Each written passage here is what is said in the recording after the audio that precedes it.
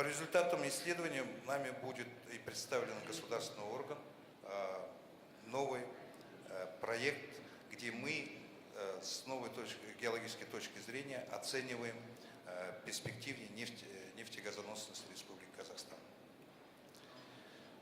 Казахстан является ярким примером успешного международного сотрудничества. В качестве стратегических партнеров по реализуемым проектам на море и на суше являются ведущие компании мира: ExxonMobil, Chevron, BG, Lukoil, Shell, Total, Eni, ConocoPhillips, CNPC и другие.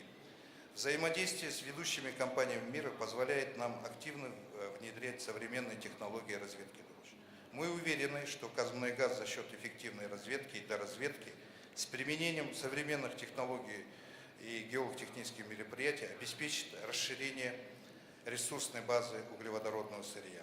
Ожидаемый эффект от геологоразведочных работ с применением новых технологий будет являться увеличением к 2020 году консолидированных остаточно извлекаемых запасов нефти КМГ почти в 1,5 раза. Сегодня, как я уже сказал, мы обладаем запасами 800 миллионов тонн. Мы планируем, как вы на предыдущем слайде видели, увеличение почти в 1,5 раза.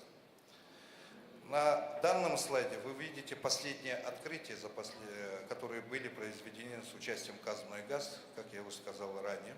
Это блок «Жемчужина», где мы совместно с нашим партнером, блок «Н». Также мы на суше обнаружили по среднетриасовым отложениям Новобогат Юго-Восточный. Это направление нами развивается.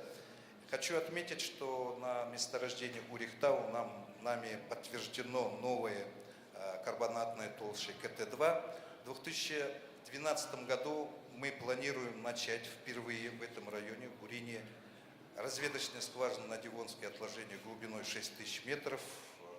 И мы где-то через 2 месяца начинаем. Значит, освещая нефтегазовые, на этом слайде я хочу сказать, как уже было ранее сказано, Казмунайгаз дополнительно с горнорудной компанией Таукен-Самрок рассматривает возможность увеличения ресурсной базы за счет альтернативных источников. Мы рассматриваем центральный Казахстан, где есть метан угольных пластов. Следующий слайд.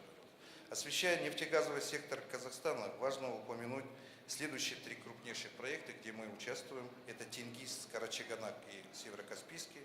Эти проекты, я могу сказать, что вступают в новую фазу развития, и мы ведем интенсивные переговоры с нашими партнерами по различным техническим и экономическим вариантам будущего развития. Следующий слайд, пожалуйста.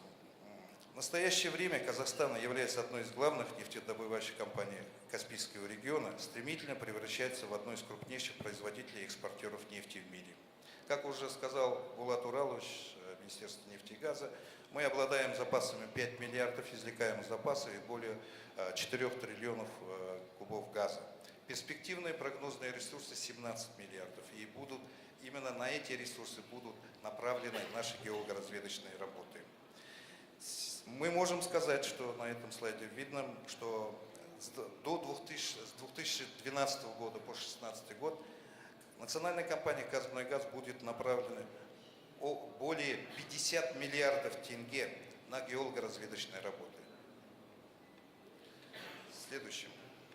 Уважаемые коллеги, в заключение. Казахстан – одна из наиболее динамично развивающих стран на постсоветском пространстве, имеющая огромный потенциал сотрудничества в сфере разведки и добычи. В Казахстане планируются и реализуются масштабные энергетические проекты, привлекаются значительные инвестиции, исчисляемые десятками миллиардов. Хочу отметить, что в энергетической сфере Казмунайгаз полностью открыт для взаимовыгодного сотрудничества с ведущими нефтегазовыми компаниями мира. И очень важно, что мы будем координировать нашу деятельность в области геолого-разведочных работ с Министерством нефти и газа Республики Казахстан, с фондом Самрок-Казна, где главным стратегическим направлением будет прирост запасов. Спасибо.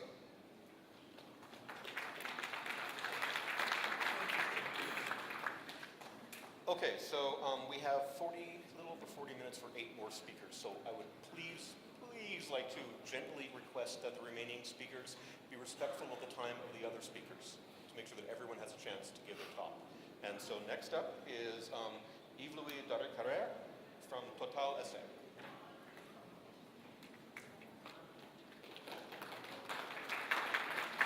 Thank you, Mr. Chairman.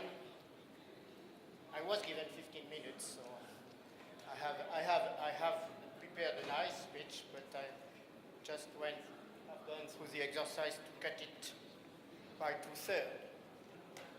Maybe this will give some ideas to some others in France to what they could do with my after-tax salary package.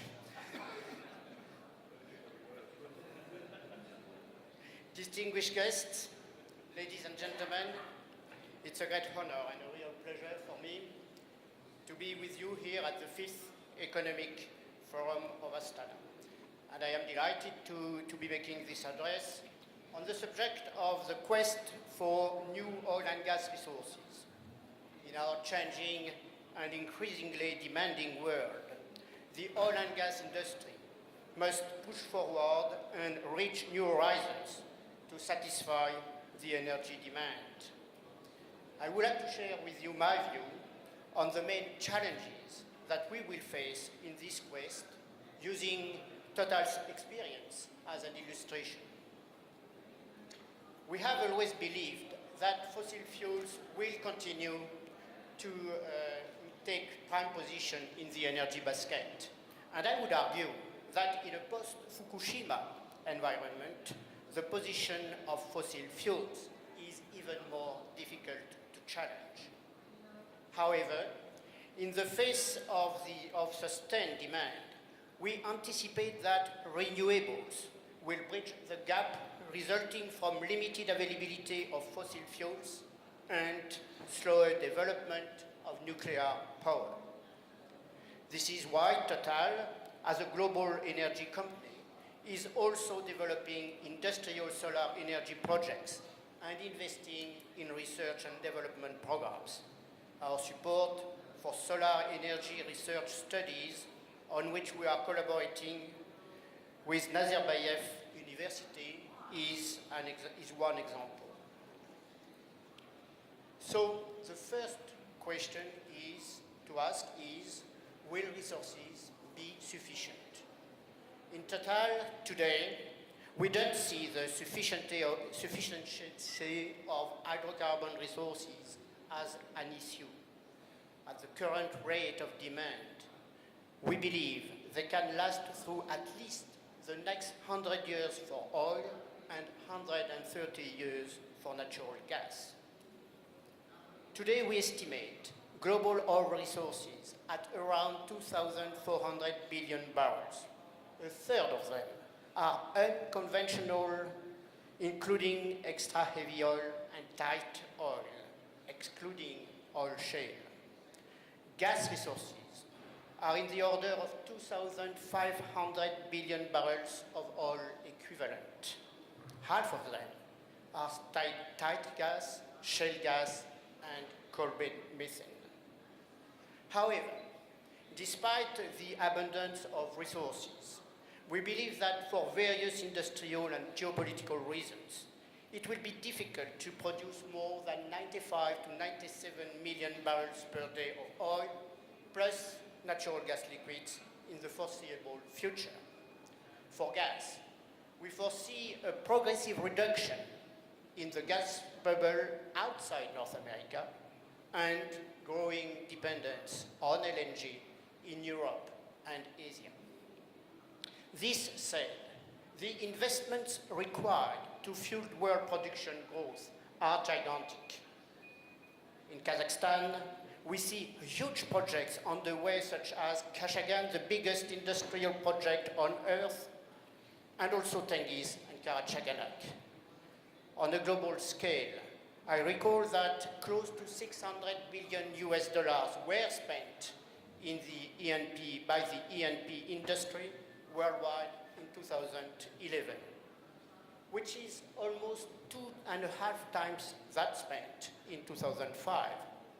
And even greater investment will be needed in the future. The trend in our industry seems to be toward more expensive projects, New discoveries are most likely to be made in remote areas and extreme environments, such as the Arctic or the Caspian Sea, or in the ultra-deep offshore, e.g. Brazil or East Africa, or in deeply buried reservoirs, for example, the Gulf of Mexico or Azerbaijan, or in geological environments where it is difficult to drill, such as foothills or subsalt prospects. The subsequent developments will be complex and costly. Implementation of more stringent environmental regulations, for example, on greenhouse gas emissions, flaring, or water disposal, also leads to more expensive developments. The question is whether future investments will be sufficient and whether they will come in time to boost production and satisfy the growing demand. Another significant challenge for our industry is the issue of how to deploy the technologies required to push back the frontiers of exploration and how to produce more complex resources. Exploration remains the first step for responding to energy demand. There has been significant recent discovery in new areas, such as East Africa, French Guiana, the East Mediterranean region, and the Black Sea, plus huge discoveries in Brazil and Turkmenistan. And unconventional gas plays are also emerging in North America, Argentina, and China. All this shows the key role played by exploration. Exploration success is highly dependent on our ability to deploy adequate technology, first to identify the prospect and then to drill them safely at an acceptable cost. The progress achieved over the last few years due to advanced seismic imaging techniques is a good illustration of what can be done. The mapping of prospects deeply buried or hidden by salt screens are dramatically improved, opening up new horizons for the industry. On the development side, we must foster cutting-edge technology solutions in order to produce tomorrow's resources in the ultra-deep offshore or in the Arctic, and also to develop fields with very high pressure and temperature, or those that contain complex fluids like acid gas, bitumen, or oil shale. These highly technological challenges are increasingly becoming the core business of companies like Total and are a cornerstone of our strategy. For instance, in deep offshore operations, technological innovation is crucial to producing resources that can be extremely difficult to access. The Passfloor project in Angola, which features the